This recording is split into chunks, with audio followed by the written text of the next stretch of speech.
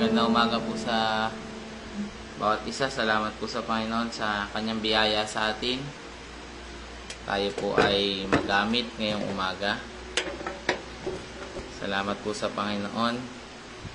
Bago po tayo mag-aral, bago tayo po tumako sa salita po ng Panginoon, tayo po muna ay maghandog ng papuri at awitin sa ating pong Panginoon. Sabi niya sa awit, "Great is the Lord."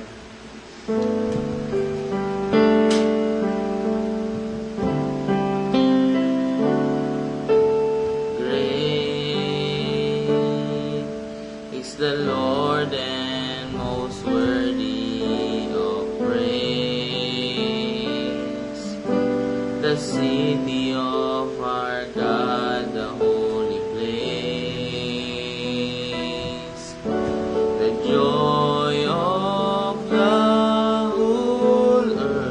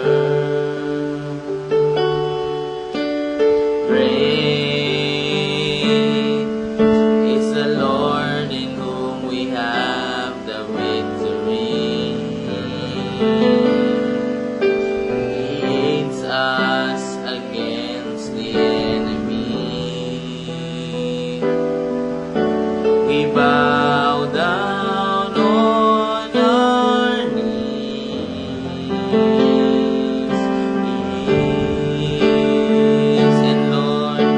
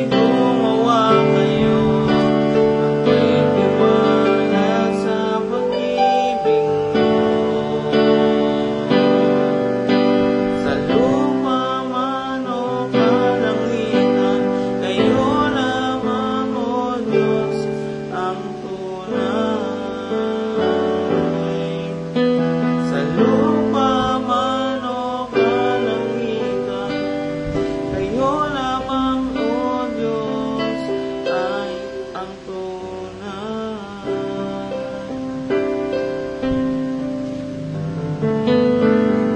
Hallelujah, Panginoon. Salamat po sa inyo sa umaga po na ito. Kayo ang patuloy na sumama po sa amin pong pag-aaral na inyong mga salita at mamaya sa amin pong pananalangin. Tulungan niyo po kami, Holy Spirit, ang pagkilos po ninyo ang ninanasa namin ngayong umaga po. Salamat po, Ama, sa pangalan ng Panginoong Jesus. Amen. Praise the Lord. Praise the Lord. Ayusin ko lang po.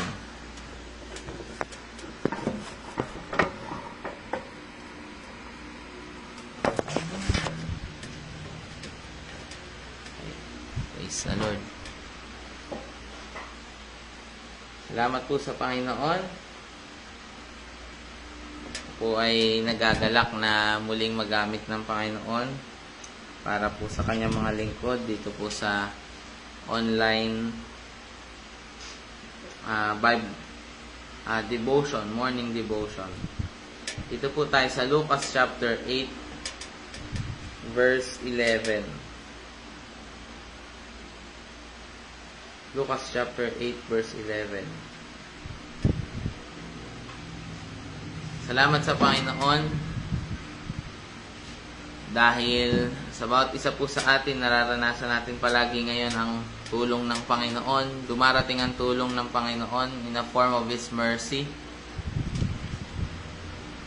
Yung kahabagan ng Panginoon ay dumarating sa buhay ng mga tao. Pagka nais ng Panginoon tulungan na isang tao, ipinapadala niya yung kanyang kahabagan. Nagpapadala siya ng mga tao at ipinapadala niya ang kanyang espiritu. At pagka yung tatlong bagay na yun, His mercy, the ministry of men, and the ministry of the Holy Spirit, at work sa isang tao, makakakita tayo ng isang tao na gumagawa ng mga bagay ng higit sa kanyang kakayahan. Kailangan pagka ang isang tao ay nakakakilos at gumagawa ng mga bagay na higit sa kanyang kakayahan, ito ay kailangan maintindihan natin that he is assisted, he is helped by God. Kaya salamat po sa Panginoon dahil tayong mga anak niya ay tinawag para patuloy na ituloy yung iniwan sa ating gawain ng Panginoon. Ang gawain ng Panginoon ay mahirap sa ating mga kanya-kanyang lakas. Pero dahil sa tulong ng Panginoon, tayo po ay nakakapagpatuloy. Ngayong umaga po tayo mag-aaral ng isang topic. Sabi dito, ang kahulugan ng talinghaga tungkol sa mga sick. So, merong magsasakang nagasik ng binhi. Sa paggasik niya na nahulog sa 4 na uri ng lupa, 3 lupa, tapos isa tabi ng daan. Dito sa verse 11, babasa po ko. Sabi dito, isinalaysay ni Jesus kung ano ang kahulugan ng talinhaga na iyon. Ang binhi ay ang salita ng Diyos. Ang tabi ng daan kung saan nahulog ang binhi ay ang mga taong nakinig ng salita ng Diyos, ngunit dumating ang diablo at kinuha iyon sa puso nila upang hindi sila sumampalataya at maligtas. Ang mabatong lugar kung saan nahulog ang binhi ay mga taong nakinig ng salita ng Diyos at masaya itong tinanggap. Ngunit hindi itinanim sa puso nila ang pagtanggap. Kaya hindi tumagal ang kanilang pananampalataya. Pagdating ng pagsubok, kumalikod sila sa kanilang pananampalataya. Sa verse 14, ang lupang may matinik na damo, kung saan nahulog ang iba pang mga binhi ay ang mga taong nakinig ng salita ng Diyos. Ngunit sa katagalan, nadaig sila ng mga alalahanin ng buhay, kayamanan at kalayawan sa mundong ito. Kaya hindi sila lumago at hindi nagbunga. Ngunit ang mabuting lupa lupang hinasikan ng binhi ay mga taong nakinig ng salita ng Diyos at iningatan ito sa kanilang malinis at tapat na puso at pinagsikapang sundin hanggang sa mamunga. Praise the Lord. Napakagaling ng Panginoon. Ang Panginoon lang ang may kaya talaga. Unless natulungan ng Panginoon ng isang tao na magturo at mangaral, no? Saka lang tayo magagawa natin na magturo ng katulad ng sa Panginoon. Dito po sa verse 11, inire-reveal sa atin, inahayag sa atin, na yung binhi na inihahasik ay mga salita ng Diyos. Dito natin makikita na ang salita ng Diyos pala ay mga binhi o mga buto, mga butil, no, na ginagamit ng magsasaka. At yung magsasaka daw, sa kanyang pagtatanim, yung unang nahulugan nung binhi. Meron kasing uri ng pagtatanim na binabato po eh. Hindi yung inihahasik. Hindi yung iniisa-isa. Inihahasik. Meron daw nahulog napunta sa daan, tabi ng daan, at natapakan ng mga dumadaan. Pagka nahuhulog sa tabi ng daan yung isang binhi, hindi ito tumatanim, ito ay tumatalbog. Merong mga tao na nakikinig ng salita ng Diyos na para silang mga tabi ng daan. Sa tigas ng kanilang puso, sabi dito, no? Kinuha niyon ng diablo sa mga puso nila upang di sila sumampalataya at maligtas. Sa tigas ng kanilang puso, yung binhi tumatalbog. Yung binhi hindi napapakinabangan. Naaapakan.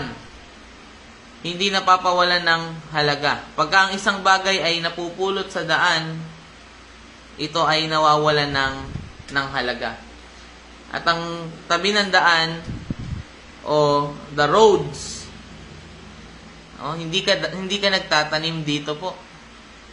May mga tao na sa tigas ng kanilang puso, walang kahit anumang tutubo dun sa puso na yon na salita ng Diyos. May mga tao na pagka nakikinig sila ng salita ng Diyos, naku, kahit anong gawin mong hindi tutubo, hindi magpo-flourish. Hindi na nga tumubo, paano pa makakapamunga? Paano pa makakakuha ng bunga o ng resulta ng salita ng Diyos? Nakakalungkot, pero may mga kakilala tayong na ganito. At nasasayang sa kanila yung mga salita ng Diyos. Sabi ng Panginoon, huwag kayong maghahagis ng perlas. Huwag niyo ibibigay ang perlas ninyo sa mga baboy. Kasi pagka binigay mo yung mga perlas, yuyurakan niya lang iyon. May mga tao na hindi nila kayang pahalagahan yung salita ng Diyos. Meron naman na nahulog sa mabatong lugar. Tinanggap naman daw nila ng masaya yung salita ng Diyos, no? Ngunit hindi na itanim sa puso nila ang pagtanggap. Kita natin dito, ang binhi ay salita. Alam niyo po, hindi lang po salita ng Diyos ang pwedeng maging binhi. Pwede ring maging binhi yung ating mga sariling salita.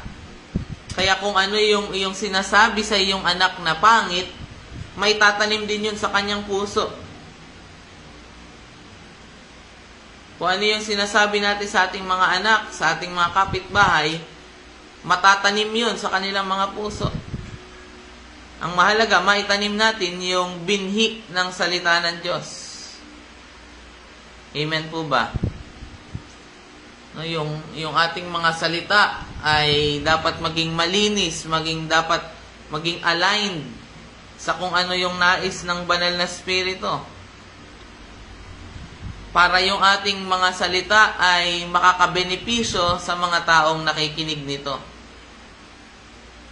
Kasi kung ang salita natin ay masakit, walang pag-asa, kung ang salita po natin ay mga salita na hindi makakapagpalakas sa atin pong mga kapatid, tutubo din yon sa kanilang mga puso. Amen po ba? Dapat yung ating mga salita ay nagmumula sa Panginoon, nakakapagpalakas ng mga kapatid sa Panginoon. Dito sa verse 13, yung mabato daw, no, ay masayang tinanggap, naniniwala. Marahil may takot sa Panginoon. Marahil naniniwala siya na may Diyos. Kaya lang hindi niya gaanong siniseryoso yung kanyang pagtanggap sa Panginoon. Kaya pagdating ng mga pagsubok, pagka sumikat na yung araw,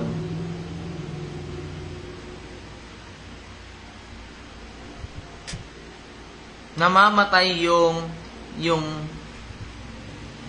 halaman, namamatay yung tumubong usbong sa kanyang puso.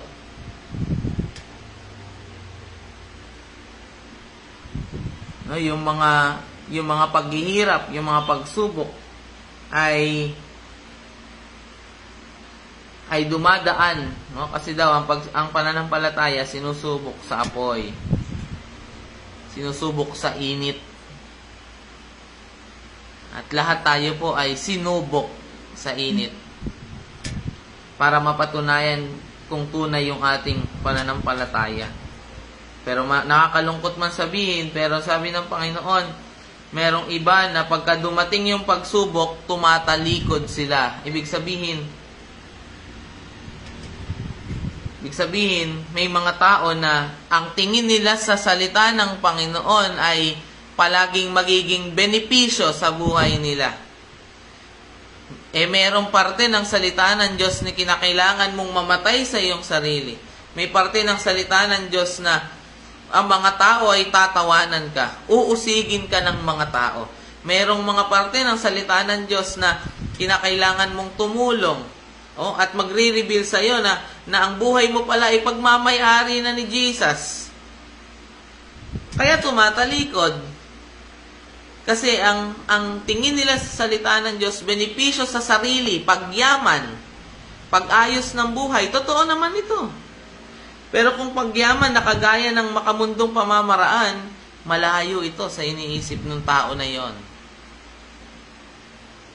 At mamamatay ang salita ng Diyos sa puso ng tao na hindi masyadong pinahalagahan yung salita ng Diyos. Nakakatuwa dahil ang salita ng Diyos exposes the matter of the heart or the quality of the heart. No, ang ganda ng salita ng Diyos ay pagka ibinigay mo ito sa isang tao, masusubukan kung anong uri ng puso meron na isang tao. Kung ito ba'y kanyang paahalagan, kung ito ba'y tatalbog sa kanya, kung ito ba'y, dito lang po yan muna. Hindi daw natatanim dun sa pinakamalalim na parte ng kanyang puso. Meron din naman na binhi na nahulog sa lupang matinik. Lupang may matinik na damo. Ito, killer. Kanina, ang pumapatay dun sa binhi, natatapakan ng mga tao. Ibig sabihin, natatapon sa daan. Yung isa pa ay binhi na pinatay ng sikat ng araw. Pinatay ng pagsubok. Marahil umulan, sumikat ang araw, patay yung pananampalataya. Pero merong mga binhi na nahulog sa lupa na may matinik na damo. In this case, yung pagnanasa at alalahanin sa buhay, kayamanan at kalayawan, yung pagnanais na magkaroon ng mga bagay na ito, yun ang pumapatay sa kanilang pananampalataya.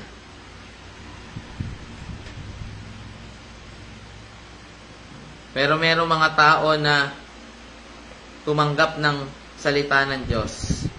Sabi dito, ngunit ang mabuting lupa na sika ng binhi ay mga taong nakinig ng salita ng Diyos at iningatan ito sa kanilang malinis at tapat na puso at pinagsikapang sundin hanggang mabunga. Meron po akong babasahin po sa inyo po na mga verses sa Psalms chapter 45 verse 1. King James Version po ako. So makikita natin na kung ang ating puso ay taniman, bago po yun sa Psalms 45, punta muna po tayo dun sa Proverbs chapter 3 verse 3. Naka King James Version po ako. Sabi dito, let not mercy and truth forsake thee, bind them in thy neck, write them upon the table or the tablet of thine heart. No? Yung puso pala natin, pwedeng maging sulatan. Write them upon the tablet of thy heart. Ano sa Tagalog?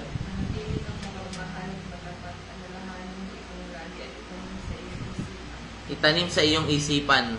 Pero pagkadating sa King James po niyan, itanim sa iyong puso. Isulat sa iyong puso. Sa tablets of your heart. Minsan sinabi ni Haring David sa Psalms 119 verse 11, thy word I have hidden in mine heart, that I might not sin against thee. No?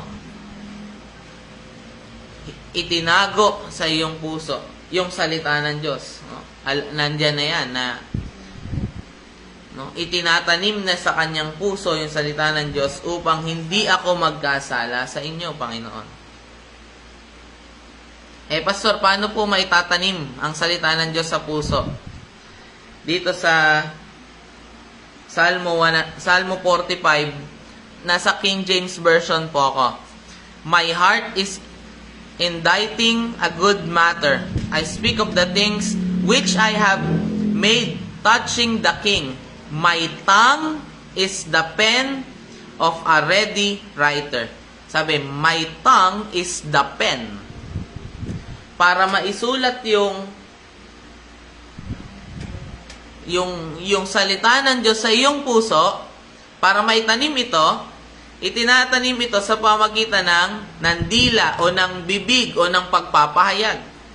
Makikita natin, pagka naghahasik ang isang magsasaka, tinutulad ng Panginoon yung pangangaral sa paghahasik ng magsasaka.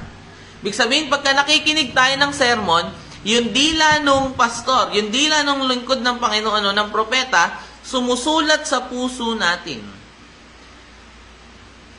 Paano natin yung gagawin? Kinakailangan i-declare natin sa ating sarili as in literal declaration. Babasahin mo yung salita ng Diyos. No? At ito ay masusulat sa iyong puso. Amen po ba? Kaya nga, lahat ng binhi na nais ng Panginoon ibigay sa atin, nandun na sa cabinet natin, nalikabukan na. Kasi hindi na tayo nakakapagbasa ng Bible.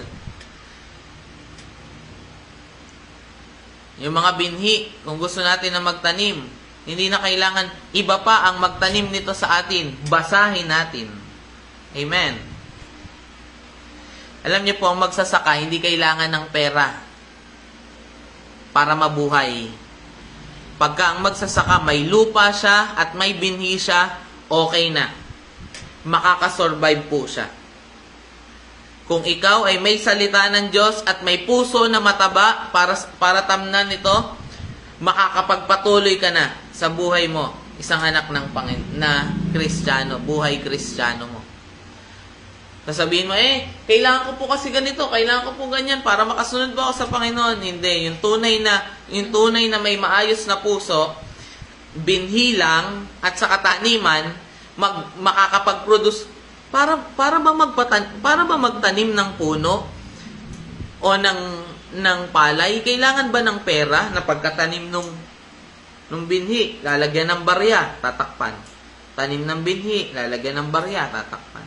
Tatanim ng binhi, lalagyan ng tinapay? Hindi. Inihuhulog mo lang yung binhi. Sapat na yung salita ng Diyos para makapag-produce ng bungang mananatili, sabi ng Panginoon.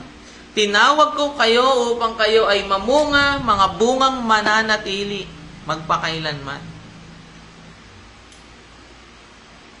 Amen. Na kailangan matikman sa atin yung tamis ng resulta ng salita ng Diyos sa atin pong buhay.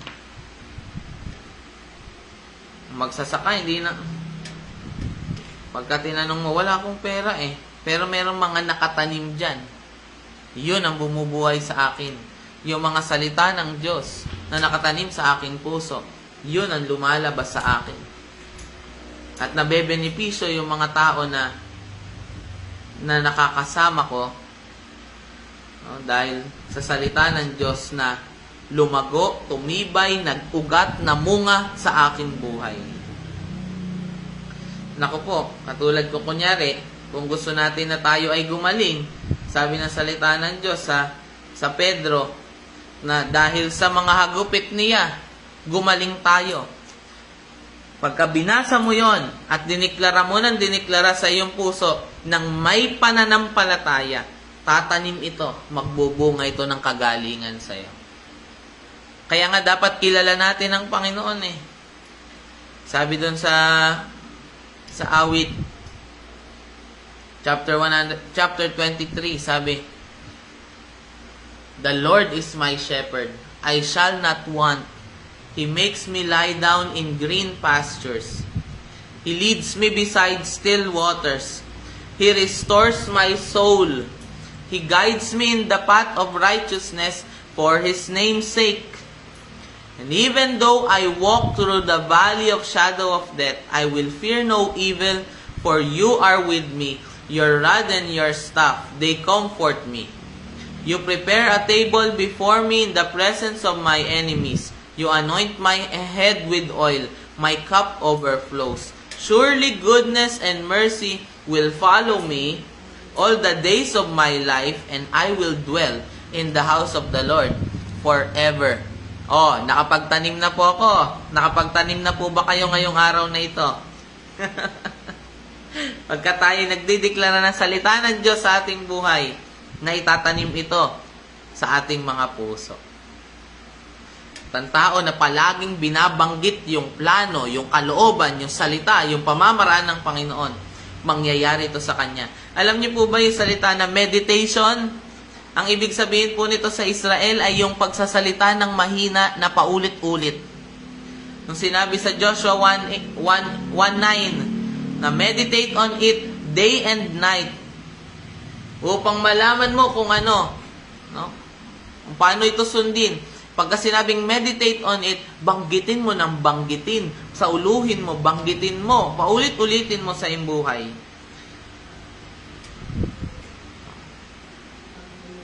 Pagbulay-bulayan mo yung salita ng Diyos. Pagka ang kaaway ay makakita na isang tao na palaging nagsasalita ng mga bagay patungkol sa Panginoon, mahirapan siyang talunin. Ang labanan po sa Espiritu, hindi sila po nagbabarilan ng liwanag at dilim. No.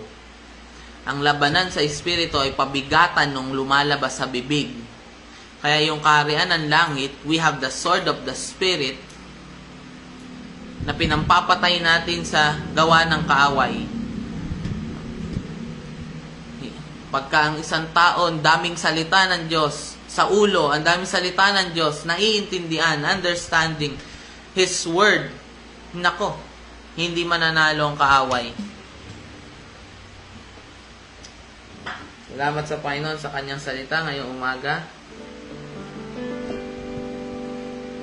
Everything we need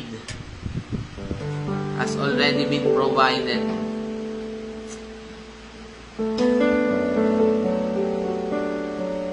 Pray po natin ang bayan ng Panginoon, ng Israel. Sige po, tayo po'y lumapit sa Panginoon. Hallelujah, Lord. Kaawaan nyo nga po ang inyong pong bayan. Dalangin ko po, Panginoon, magligtas nga po kayo ng mga Israelita. Mga tao na hindi pa naniniwala sa inyo, Panginoon.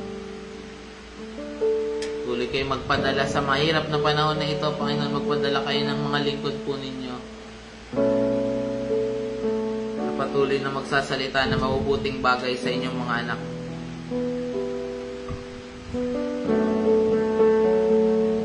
Ingatan niyo po sila, Panginoon. Tulungan niyo po sila sa pamamagitan ng mga tao at mga bansa na tutulong sa kanila.